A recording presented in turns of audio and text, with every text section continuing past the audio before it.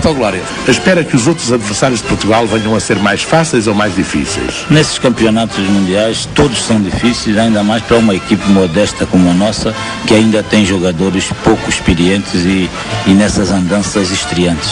Rapidamente, porque temos apenas um minuto para fechar, houve uma modificação tática da nossa equipa na segunda parte? Houve, e felizmente com bons resultados, como todos viram. A vinda de Glória mexeu com todo o futebol nacional. Sem Glória, o Benfica não tinha sido campeão europeu mais tarde. Ele é que revolucionou o futebol português.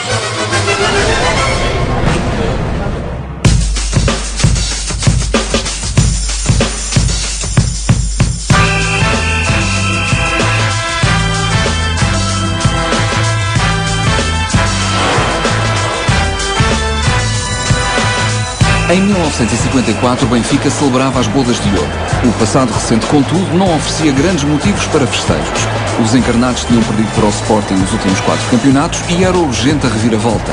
Um desafio difícil para um técnico jovem, mas que trazia já na bagagem algumas histórias para contar. O Glória já era um treinador credenciado no Brasil. O Glória tinha sido adjunto de um homem que ficou famoso pelas piores razões no Brasil, que era o Flávio Costa, que perdeu a final do Campeonato do Mundo de 50 em casa, no Maracanã, em que é algo que os brasileiros nem digam 1000 anos e esquecem. Depois vai treinar o América, e treina o América e faz bons campeonatos, fica em segundo lugar, que naquela altura era muito bom no Brasil, e faz uma digressão pela Europa, por alguns países, a mostrar o futebol daquela América, e uma das exibições é cá em Portugal. Ferreira Bugalho tinha uma predileção especial pelos treinadores nacionais, mas depois de assistir ao futebol encantador do América, o presidente abriu uma exceção. Servia-lhe de consolo o facto de Glória ser neto de portugueses. Mas por agora, a questão que verdadeiramente se colocava era esta: brasileiro ou português, seria ele capaz de contrariar a supremacia do Sporting? Estamos a recordarmos daquele tempo em que o Sporting tinha aquela célebre equipa de avançados que chamavam os 5 violinos. Portanto, os campeonatos, nessa altura, a anteceder a vinda do Glória, foram pura e simplesmente ganhos pelo Sporting. Havia que mudar este estado de coisas. E havia que mudar, tendo como exemplo o futebol brasileiro. Nos anos 50, como hoje, o Brasil era o país do futebol.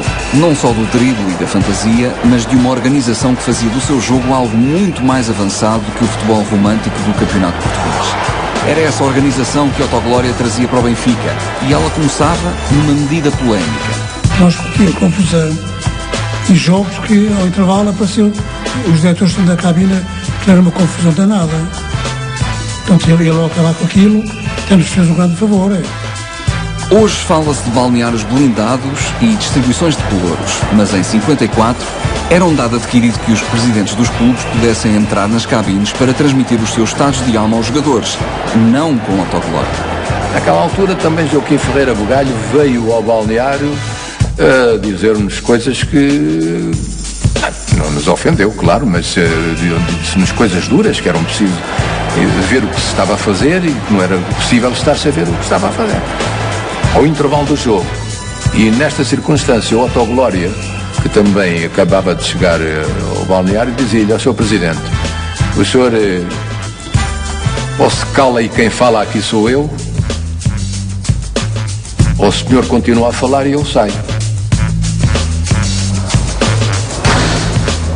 Hoje em dia, quando nós vemos treinadores, por exemplo, como com José Mourinho, dizer que não permite a entrada de um presidente no balneário, nós achamos isso ainda hoje, algumas como não, é o dono do clube, o dono entre aspas, a figura maior, mas a verdade é que fazer isso nos anos 50, um treinador chegar a Portugal e dizer que a partir de agora este local é sagrado, é só nosso, é o local mais íntimo onde realmente nós trocamos as nossas confidências, é fantástico.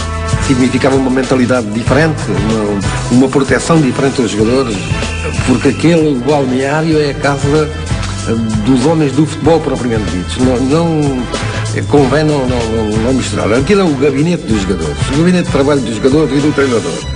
Fechar a porta do balneário a qualquer elemento exterior à equipa, fosse ele presidente do clube ou não, era só o primeiro passo de uma nova forma de pensar o futebol.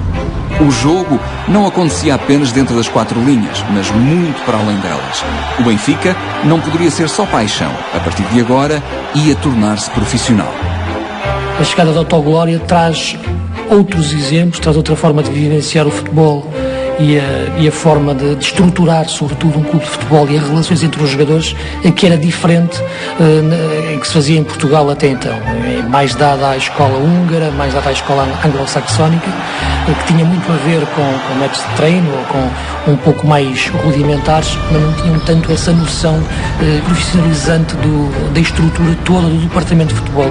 O futebol em Portugal teve alguma dificuldade de se afirmar como uma atividade profissional. Havia a ideia que o futebol era só uma espécie de entretenimento, não é? Não pertencia bem ainda ao mundo do espetáculo, nem pertencia, e muito menos, ao mundo do trabalho, ao mundo da profissão, digamos assim. O que havia nessa altura era muito a ideia de que o futebol era por amor à camisola e que o jogador, porque amava a sua camisola e o seu clube, tinha o seu emprego e ia jogar futebol. A nova realidade não chegava sem custos. Colocados perante o cenário do profissionalismo, alguns jogadores preferiam abandonar a carreira futebolística. Entre eles, Rogério Pipi, uma das figuras mais importantes da equipa. Quando veio a Autoglória, desde logo ele impôs o seguinte: reuniu os jogadores e diretores, disse: aqui comigo vai acabar quem trabalha, ou deixa trabalhar ou vai-se embora. Comigo vai ser um profissional a sério. Vai haver concentrações. Portanto, e o Rogério disse: Sr. Autoglória, então, muito obrigado, mas eu não me convenho essa situação. A sensação naquela altura, já sabe como é, nós somos jovens, a gente começa a ver, tenho uma profissão boa, ganho dinheiro, tenho mulher, tenho 2 filhos, deixo de chegar à bola, escuso-me levantar às 7 horas da manhã para ir para os treinos, mais isto, mais aquilo, mais deslocações, aquilo. Isto até é bom, é cômodo. O Benfica, de repente, torna-se um clube profissional. O Benfica é o primeiro clube profissional em Portugal. As polémicas e as despedidas difíceis depressa ficavam para trás. Logo em 54-55, Autoglória devolve-lhe as vitórias ao Benfica. O Autoglória, logo no primeiro ano em que chega ao Benfica, ganhou o campeonato e ganhou a taça. Consegue ter, sobretudo, a importância de dar ao Benfica uma ideia tática diferente do ponto de vista de modernidade, e consegue fazer sentir isso aos adversários, de que existe ali uma forma diferente de estar no futebol. Entre outras inovações táticas, Otto trouxera para os relevados portugueses um movimento nunca visto, a diagonal. Em Portugal jogava-se muito ainda com 3 jogadores à frente. Os médios jogavam mais atrás. E então jogavam 3 jogadores à frente. Mas às vezes jogava-se mais no 4-3-3. Uma bola diagonal que ninguém percebia o que é que ele queria dizer com aquilo. E ele ganhava com aquilo e ria-se. Era a diagonal, já é a diagonal, é uma diagonal, sabe o que é uma diagonal? Se faço um desenho, venho um risco para uma diagonal. É isso a diagonal. E lá assimilámos o sistema tático. E desse ano ganhámos logo o campeonato e a Taça de Portugal. Futebol, até a Autoglória, havia passes curtos, mas muito raros. A bola era jogada mais em distância e em colocação. O Autoglória monta um esquema mais defensivo. Monta um esquema de uma rede de passes até chegar à baliza adversária. É essa a diferença. O Autoglória, como estratega, tinha uma visão diferente das coisas. Hoje fala-se muito em táticas, mas quem faz as táticas são realmente os jogadores. Agora, o que o Autoglória realmente tinha era uma capacidade de poder disciplinar posicionalmente no campo os jogadores. Em campo, o treinador dispunha de excelente matéria-prima para dar corpo às suas ideias revolucionárias. José Águas, Coluna e Costa Pereira tinham chegado para se juntar a nomes como Arthur, Ângelo, Caiado ou Arsénio. Depois da chegada do Autoglória, veio também o Costa Pereira, veio o Águas, veio o Coluna. Como se pode calcular, com a outra rapaziada que já existia, formámos um plantel forte e então começámos, ao contrário daquilo que vinha acontecido, começámos a ganhar campeonatos e taças. Um nome em particular destacava-se de entre a equipa. O jogador que melhor viria a interpretar o pensamento de Autoglória e que chegara a Lisboa vindo de outras paragens, mas com o mesmo destino. Eu acho que o Mário Coluna foi dos melhores jogadores do mundo. Não é? Penso mesmo que antes do Eusébio chegar era o melhor jogador do Benfica. Se estivesse hoje, se jogasse hoje, continuaria a ser um jogador extraordinário, com a sua capacidade física, com a técnica. Coluna foi realmente um gigante para mim, não é? Jogador no meio campo, batalhador, jogava com um espírito de entrega, tanto na Luz como em São Ciro, no Wembley ou em Barcelona. Realmente era um suporte, uma referência do Benfica. O Coluna marcava a sua presença no campo. O Coluna era um líder, o Coluna deixava tudo em campo, o Coluna não deixava sequer que o adversário abusasse do próprio Benfica. Portanto, era um jogador que tinha respeito ao adversário, aos colegas e ao balneário. E pronto, é uma imagem que eu também tenho bastante saudosa do Coluna. Vi o Coluna estrear-se, eu acho que foi em Guimarães que eu fui ver o jogo, e ele jogava como avançado. Ele vinha para marcar golos, não é verdade? E depois foi um médio que nós sabemos, a Coluna, não é? Foi o grande capitão do Benfica. O grande capitão. Ele ajudava imenso os companheiros. Ajudavam-se em todos os aspectos, no comando do jogo, na disputa com os adversários, nas quesílias com os adversários.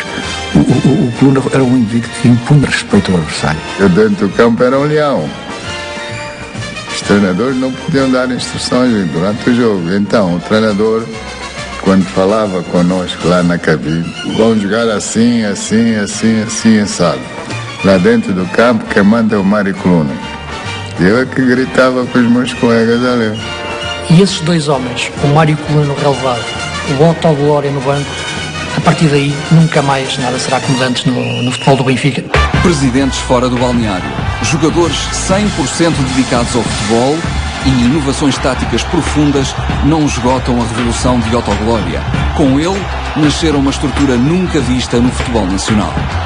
Há toda uma estrutura e toda uma organização. A recuperação clínica, fisioterapêutica dos atletas não existia. Havia um massagista, passou a haver um departamento para isso mesmo, como deve ser. O Autoglória ensinou tudo. Ensinou tudo. O Autoglória, a única pessoa que trouxe para Portugal foi o Mano Pilão, um dos maiores massagistas que até hoje passou por Portugal. Uma coisa fantástica. Era um senhor a mexer nas pernas das pessoas, a comprar lesões. O autocarro do Benfica. O Benfica compra um autocarro em segunda mão, que era o autocarro dos companheiros da Algaria, do Igrejas Caeiras. Mas foi uma novidade, uma equipa que tinha o seu autocarro. Mas faltava um passo decisivo: o lar do jogador. O lar do Benfica tinha duas funções.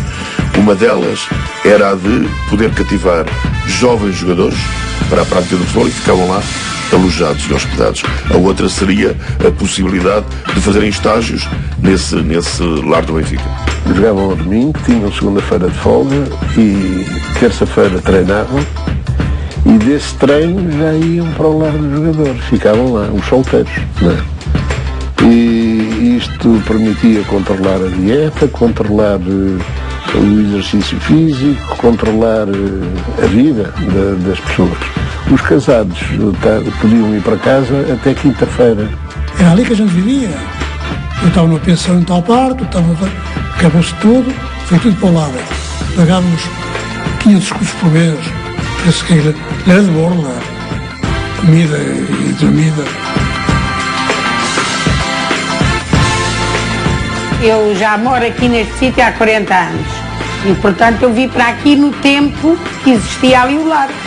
Mas era muito engraçado no verão, havia muito calor e então eles, quando já era assim, hora mais tardia, eles vinham para